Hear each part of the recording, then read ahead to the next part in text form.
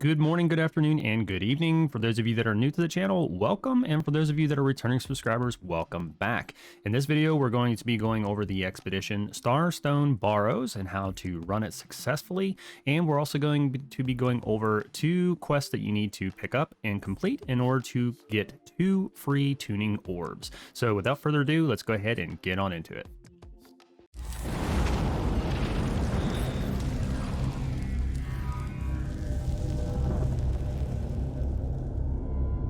If you find this video helpful, guys, hit that thumbs up, smash that subscribe button, and ring the bell. Now, the first thing that we're going to want to do is we're going to want to go visit Barkamedes first, which Barkamedes, if you remember correctly, is the NPC wolf right outside of Amarine, and you will notice that he now has 2 options, and you're going to want to go for option number 2, where it says, "Hey boy, want some special bones." Now, what's nice about this particular quest is that it gives a nice little chunk of EXP and some territory standing if you are looking to increase your Everfall territory standing. The next quest is part of a quest line, which is a rather long one. The quest line actually starts with William Heron in Everfall, and you can find him at the back corner of the bar. Now, mind you, this is a very long quest line, so it is going to take some time to complete. You're going to have to visit each one of the obelisks, and I think it takes probably around an hour or so. I actually had skipped this side quest, so I actually went back to complete it. And yeah, it took me around about an hour, hour and a half to complete because there is a lot of running around. Now, to get your second tuning orb, you'll actually need to go to Brightwood, and it will be offered by the NPC Lo Kang, who can be found at the bar. Now, unfortunately, this is also part of a longer quest line in which it starts with Heart of Darkness, which then takes you to an elite area in which I did not complete this, as I didn't even find out that this was a quest line that would give you a Starstone tuning orb until yesterday. But if you complete this, it will give you the quest Reaper's Locus, which will then give you the tuning orb to head into Starstone. Alright, now that we've got our quests and our free tuning orbs out of the way, of course there is the other way in which you can craft the tuning orb, but it does require a good deal of mats, and that's not what this guide is about. So, as you'll notice, whenever you first go in, pretty straightforward. You're just going to be tanking and spanking. Just rush on through, kill all the trash mobs, and the first real new mechanic that you're going to be facing is these little laser beams that come out of the wall. Now, there's going to be a specific way that you handle this a little bit later on, but we'll get into that. Now, once you crawl under the laser beams in this first little area, you're going to go ahead and once again clear out all the trash mobs, and eventually you're going to come to this larger laser beam area. And you'll see here that there's a specific path that you can follow to get around these laser beams.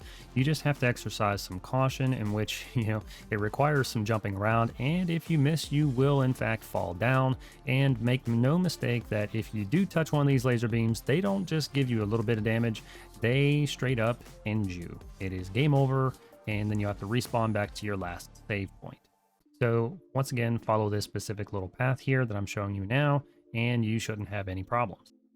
Now, as I had mentioned earlier, the mechanic for actually handling these laser beams are very simple. I'll put up here, and these are shrines that are scattered throughout the dungeon, in which all you have to do is just go to the shrine, it doesn't matter who, and pick up the Azoth staff, and it will actually create this protective bubble, allowing the rest of your party to pass through that little zone without getting any damage.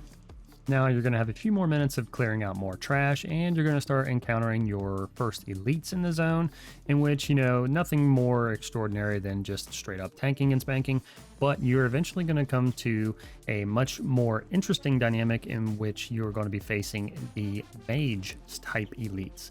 Now, what's important about these mage type elite mobs is that you will always want to focus these mages first, because they will continue to spawn adds, and they spawn at a pretty incredible rate. So if you do not take the mages out first, you will get overwhelmed with adds, and they will probably wipe your entire party. Okay, now that you've fought through even more trash mobs, you'll eventually come to the Shattered Obelisk, in which you will face your very first Demi-boss. And this is going to be a mage, and this, of course, obviously will continue to spawn adds. Now, the way to handle this is to have your main tank, of course, tank the mage, and try to pick up any adds that spawn. If this is not possible and you don't have a tank that can manage to grab all the additional mobs, just have a couple of your damage dealers split off, handle the adds, and then go back to DPSing the main mage. Overall, this particular encounter is not very hard, I don't think. Now, if you don't have a main tank or an actual designated healer, it's going to be a bit more difficult, but this actually I did not find to be a very difficult fight. Now, after you defeat the boss, you're going to actually drop off the little ledge and you're going to defeat these trash mobs, and you're going to continue to kind of wind around and defeat more trash mobs until you eventually come to the final little area where there's an ancient chest and you will get an obelisk key.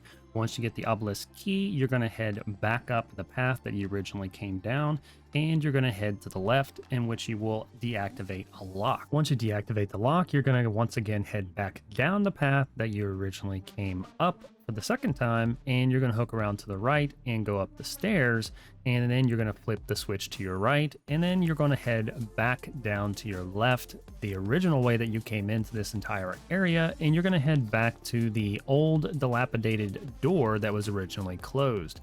Once you go through the old dilapidated door, and then you will be presented with the final area for the last boss. Now, in this boss fight, there are going to be several mechanics that you're going to need to look out for, as well as two distinct phases. Number one is the boss will actually do a very wide cleave on the side that his sword is swinging from.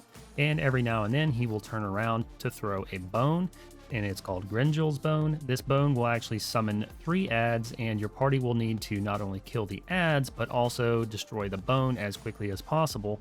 If you don't destroy the bone, it will continue to spawn adds until the bone is destroyed. Or he will also continue to throw additional bones, so it is extremely important to make sure that you kill this bone.